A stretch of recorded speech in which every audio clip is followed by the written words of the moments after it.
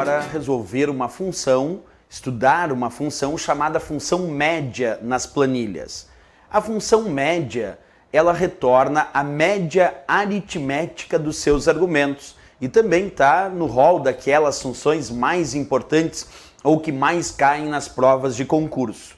Para entender como resolver a função média em relação à média aritmética dos seus argumentos, eu sempre indico 4 etapas, 4 passos, e aí tu anota aí no teu caderno, anota aí no teu material, quais são essas 4 etapas para resolver a função média. Vamos lá. O primeiro passo para resolver uma função média é entender o que ela faz. E como eu disse, ela retorna a média aritmética dos seus argumentos.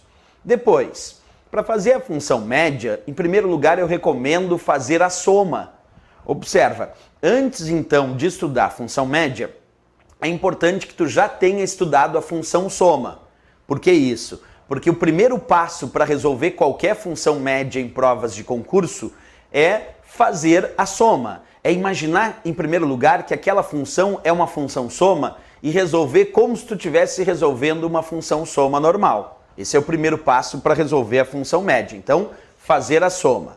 Segundo passo, tu vai pegar o resultado desta soma e vai dividir pelo número de argumentos. Então, a segunda regra para resolver uma função média em provas é justamente pegar o resultado da soma e dividir pelo número de argumentos. Vamos imaginar, o resultado da soma deu 10 e a função tem 2 argumentos. Então é 10, que é o resultado da soma, dividido por 2 argumentos, o resultado da média vai dar 5. Então, primeiro tu faz a soma e depois, como segundo passo, como segunda regra, tu acaba dividindo pelo número de argumentos. Vamos ao terceiro passo, a terceira regra. Essa regra é usada em intervalos e ela diz: em intervalos, dividir pelo número de células que estão sendo referenciadas. Observa, a terceira regra só deve ser utilizada nos casos onde tu encontra 2 pontos, porque quem indica intervalo dentro de uma função é o 2 pontos. Portanto, só utiliza a terceira regra quando tu encontrar 2 pontos, quer dizer, em intervalos. Então, a terceira regra é para utilizar em intervalos. Por exemplo, tu faz a soma e se tiver 2 pontos, tu vai dividir pelo número de células que estão sendo referenciadas nesse intervalo.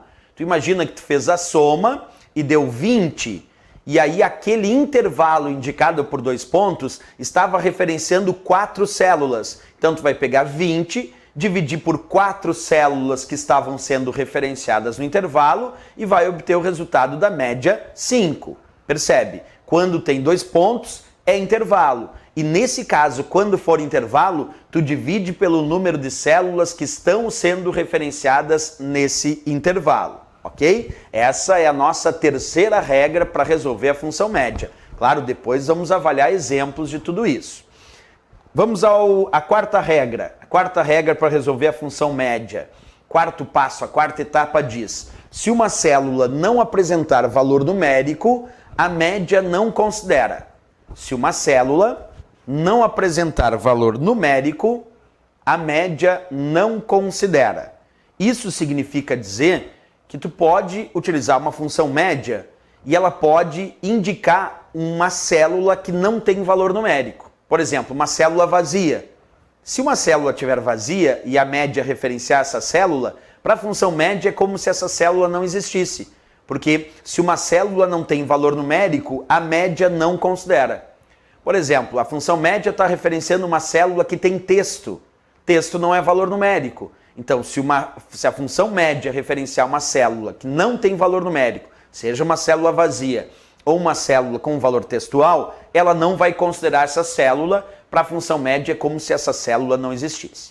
Tudo bem, professor? São 4 regrinhas básicas